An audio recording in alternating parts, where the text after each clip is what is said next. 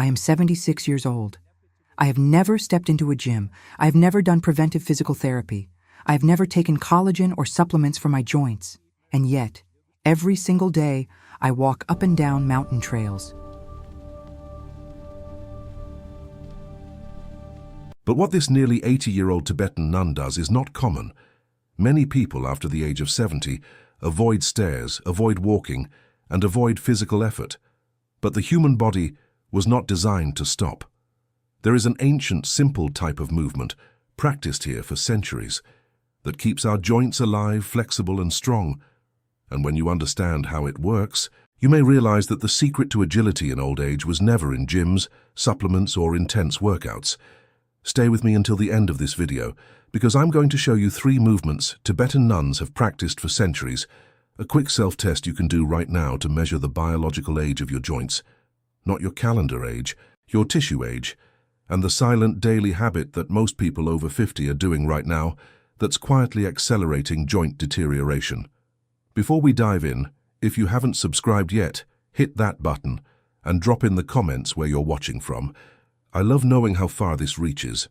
Let's start at the foundation, with what modern science calls fascia, but what Tibetan monks and nuns have understood for over 2,000 years without needing a Latin word for it. Think of your body like bamboo. Bamboo isn't strong because it's stiff. Bamboo is strong because it bends. It absorbs force, yields to pressure and returns.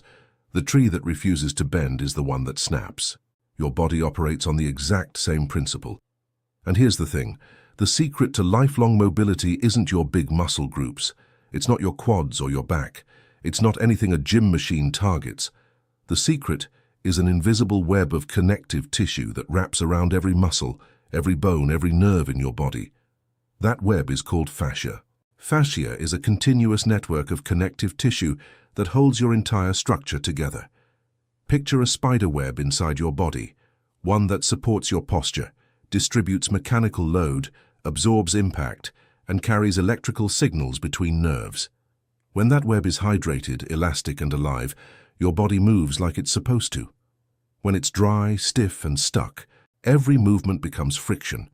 Every morning starts with that familiar feeling, like your joints need 10 minutes just to wake up. That's not aging, that's dehydrated fascia. Researchers have a term for optimal fascial health, fascial flow, sometimes described in biomechanics literature as crystalline microtension. The tissue's ability to vibrate, spring, and transmit kinetic energy without losing structure. Think of a perfectly tuned guitar string, and here's what no one in the supplement industry will tell you. Fascia doesn't recover with rest, it recovers with movement. Slow, intentional, conscious movement. That's exactly what Tibetan nuns practice. Not cardio, not resistance training, not anything your gym would call a workout. Slow, rhythmic movement integrated with breath. And the results are written all over their bodies at 70, 80, even 90 years old. But before we get to the movements, I need to show you what's actively working against you. Because there are 2 things quietly aging your joints, and one of them might surprise you. The first one is the collagen industry. Now, I'm not saying collagen supplements are worthless. I'm saying the collagen you swallow does not travel directly to your aching knee. Your body breaks it down into amino acids and distributes them according to its own internal priority system, which may or may not include your joints. What actually stimulates collagen synthesis inside a joint is mechanical load, controlled, gentle compression and movement, which is not coincidentally exactly what the Tibetan protocol does. You cannot buy mobility in a bottle. You have to build it. The second enemy is more insidious. It's excessive rest. Our culture tells older adults to take it easy. Don't overdo it. Listen to your body. Protect your joints. And while the intention is good, this mindset is quietly destroying the mobility of an entire generation. In Tibet, that concept doesn't exist. Movement is life. Stillness is decay. Not philosophically, literally, measurably, cellularly. When you stop loading a joint, the synovial fluid that lubricates it begins to disappear. The cartilage, which has no direct blood supply and depends entirely on movement to receive nutrients, starts to degrade. The fascia surrounding the joint begins to adhere, like plastic wrap slowly shrinking around a container. Slowly, silently, until one morning you stand up and something is just locked. That's not your age catching up to you. That's the price of stillness. Now let me ask you something. Do you actually know the biological age of your joints, not your birthday, your tissue? Let me show you a simple functional test.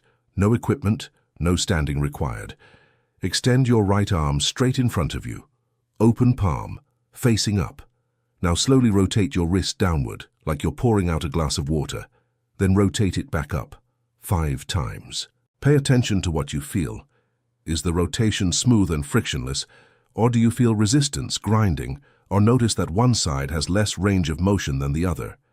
That's your connective tissue communicating. A biologically young joint rotates freely, regardless of what your birth certificate says. A biologically older joint catches, clicks, or stiffens before reaching its natural end range.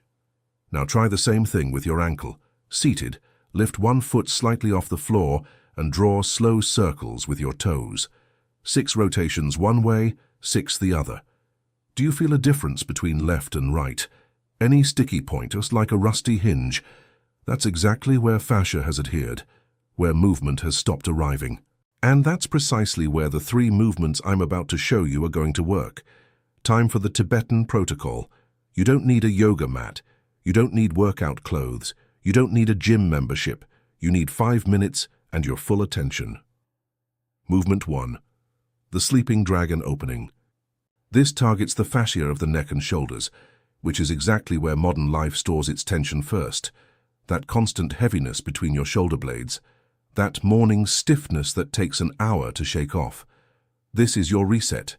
Sit or stand with your spine tall but not rigid. Remember the bamboo and firm but with space to yield. Gently draw your chin slightly downward, like you're making a soft double chin. Don't force it. Just let the back of your neck lengthen upward as the chin drops. Now, very slowly, lower your right ear toward your right shoulder. Don't raise the shoulder to meet it. Let the left side of your neck open like a flower unfolding.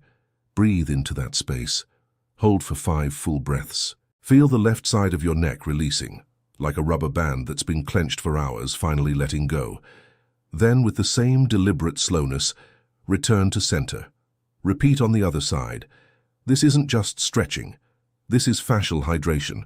You are literally pumping fluid back into tissue that has been dry. Do this every morning before you check your phone, and your day starts differently. That's a promise. Movement 2, mountain root. This one does something no calcium supplement can replicate. It directly stimulates bone density through controlled mechanical loading. Stand with your feet hip-width apart. Bend your knees slightly, like you're starting to sit into a chair that's way too high, and stop when your thighs are at just a 20 to 30 degree angle. This is not a deep squat. It's a micro bend. Now here's the key. Press your feet into the floor. Don't lift your heels. Push down. Like you're trying to drive your soles into solid granite. Feel the gentle activation in your quads, glutes, and calves. Hold for 20 to 30 seconds. Breathe normally. That pushing action creates what biomechanists call compressive load on the tibia, femur, and lumbar vertebrae. That specific type of stimulus is what bone needs to maintain and even increase its density. Tibetan nuns do this dozens of times a day without thinking about it. Every time they step over a rock, cross a threshold, descend a slope. Movement isn't exercise. Movement is life integrated into life. Movement 3, the wind bird. This is the most functional of all 3. It links breath to balance in a way that directly reduces your risk of falls, which, by the way, is one of the leading causes of loss of independence in adults over 65.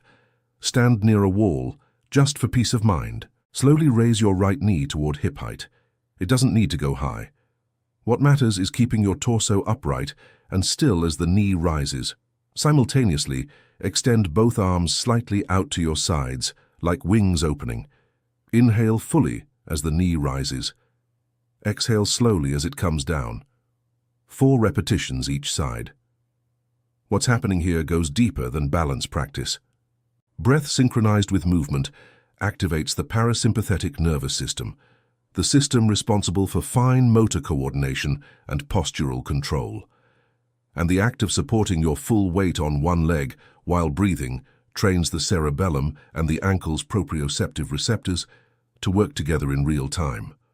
Falls aren't caused by weakness. Falls are caused by a communication breakdown between your brain and your feet. This movement restores that connection. Now I want to address the single most common mistake that cancels out every benefit of any physical activity, including walking. You've heard that walking is good for you. It is. But walking on autopilot, phone in hand, shoulders rounded, feet barely lifting, zero awareness of ground contact, doesn't just fail to help. It can actually reinforce poor movement patterns. The nerves in the soles of your feet, mechanoreceptors, are responsible for sending your brain constant real-time data about surface texture, pressure distribution, and terrain angle. That data is what allows your body to make thousands of microbalance corrections per step, without you ever consciously thinking about it. When we wear thick-soled shoes every day, when we walk on perfectly flat surfaces, when we lose real contact with the ground, those nerves go quiet. They stop firing at the frequency your nervous system needs. And the result is that creeping uncertainty on uneven ground, that slight instability on stairs, that feeling that your balance just isn't what it used to be. Tibetan nuns walk on rock, on dirt, on irregular wood. Their feet are completely awake. To wake yours up without hiking barefoot through mountain terrain, try this before your next walk. Pause for 30 seconds and press each part of your foot consciously into the floor. Heel, outer edge, ball of the foot, each toe individually. Then rise onto your heels, then onto your toes, twice through. Your feet will feel more alive, more grounded, more present, and your walk will feel different from the first step. I want to leave you with a principle that Tibetan nuns carry as a way of life. They don't stay young in spite of movement. They stay young because of it.